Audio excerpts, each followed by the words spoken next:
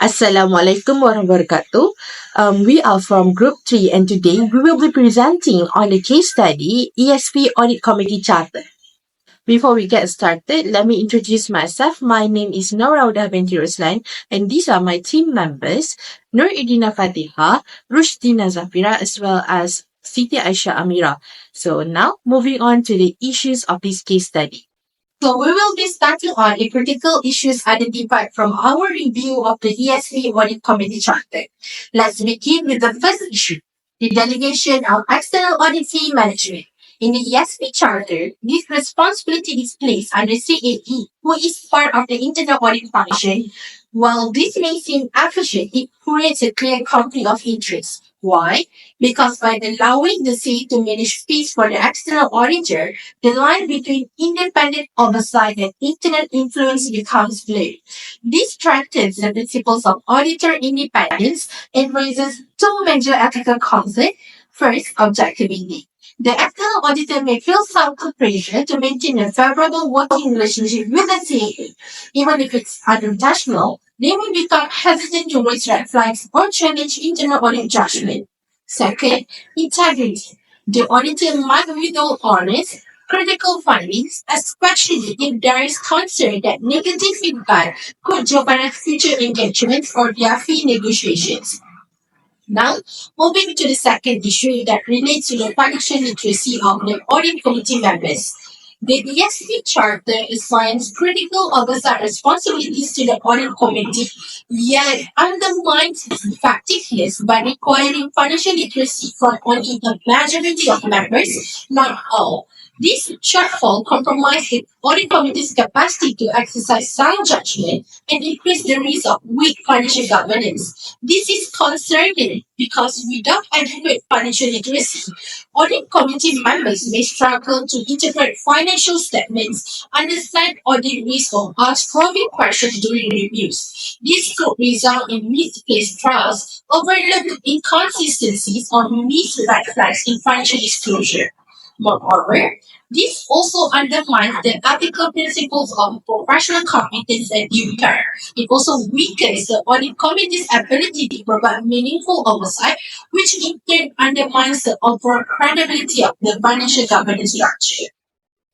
Next issue is on the lack of independent evaluation process for internal audit performance.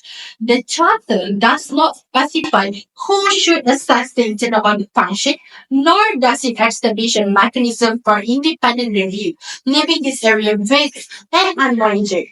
When internal audit performance is not independently assessed, it becomes impossible to confidently say that the function is operating effectively, objectively, or in accordance with professional audit standards.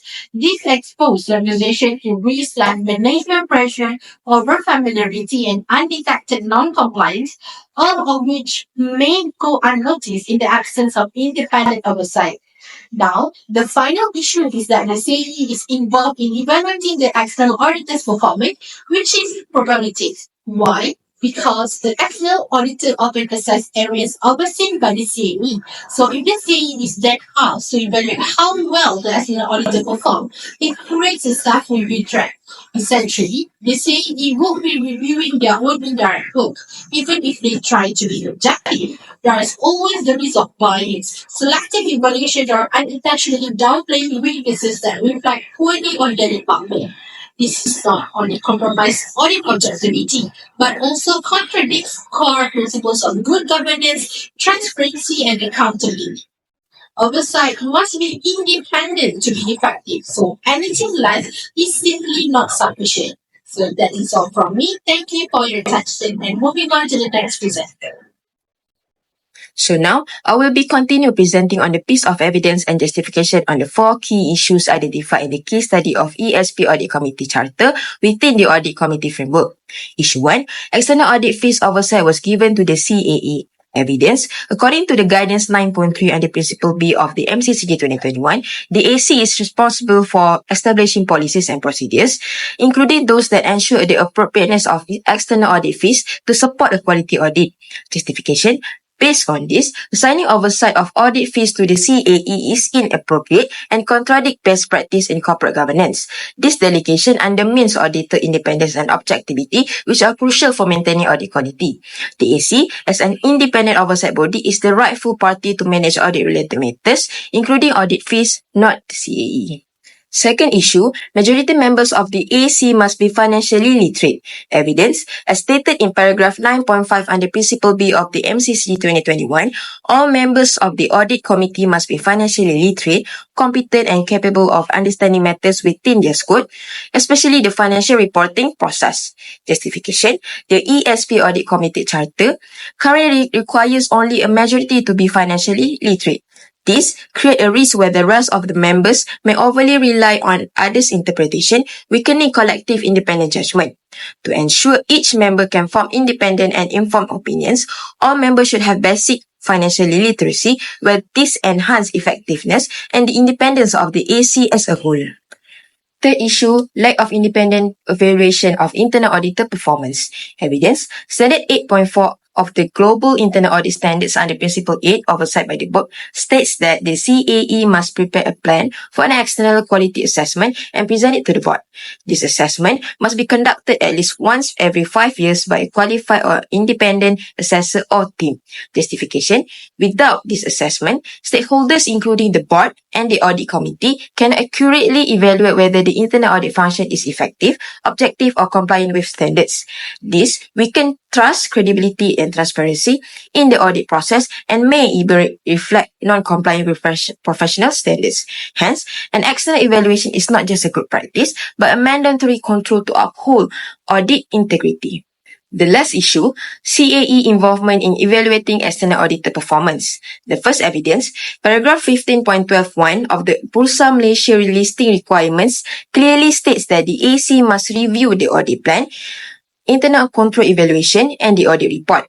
It then reports this finding to the board, placing the primary responsibility for evaluating external auditors squarely on the AC. Second evidence, Guidance 9.1 of the MCCT 2021 highlights the importance of coordination between the internal and external auditors, promoting effective collaboration. Based on the evidence mentioned before, it can be justified that while AC holds the main oversight role, the CAE's input and feedback are essential and justified. Through coordination with the external auditors, the CAE can provide valuable insights, helping AC conduct a more true and informed evaluation. This enhances the efficiency and the effectiveness of the audit process. It is important to clarify that CAE's role is supportive, not substitutive to the audit committee's oversight function towards external auditors. I think that is all from me. Next will be presented by RUSYDINA. Now, let's take a look at the recommendation for the first issue. The issue is problematic as it risks impairing the objectivity and independence of the external auditors. So, to address this, we recommend 3 key actions. First is to assign full authority to Audit Committee to appoint, evaluate and approve external auditor fees to ensure proper oversight and also independence. Second, ESP should limit the CAE's role to strictly coordination.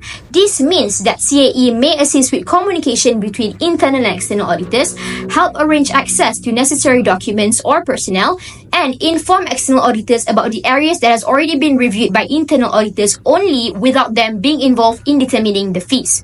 And lastly, ESP should establish a clear, documented policy that outlines the audit committee's sole responsibility over external audit matters, the CAE's and management supporting role, and the transparency expected in evaluating and approving audit fees. So, together, these actions will protect the auditor independence and strengthen governance at ESP.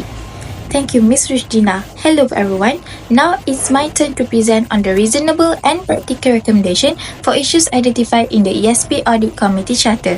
These recommendations are based on the Malaysian Code on Corporate Governance 2021, Bursa Malaysia listing requirement, and internal audit best practices from the internal auditing module provided. Let's begin with the second issue, the financial literacy of audit committee members. My first recommendation is to amend the charter to require all members to be financially literate. This can be implemented by introducing a minimum qualification standard for membership, such as requiring a basic background in finance and accounting. This ensures that every member can understand financial statement like income statement and balance sheet and can contribute meaningfully to the financial discussion. The second recommendation is to provide continuous financial training to audit committee members. This training can cover areas such as new financial reporting standard, risk assessment technique, and fraud detection. Training can be delivered through in-house workshop for professional development programs or partnership with institutions like MIA and IIAM. This is a practical way to maintain each member's competency over time and ensure that their knowledge stay current. The third recommendation is to conduct periodic assessment of financial competence. For example, each member can complete a self-assessment or short quiz annually to evaluate their understanding of key financial concepts. This can help the board identify areas where further development is needed and tailor future training accordingly. It is also reinforced the accountability and preparedness of each member. That's all on the recommendation for this issue. Now I'll pass the presentation back to Ms. RUSYDINA. Now, moving on to the recommendation to address the lack of independence in ESP. So, for this, the Chief Audit Executive should develop, implement, and maintain a Quality Assurance and Improvement Program, or known as QAIP, as required by the Global Internal Audit Standard.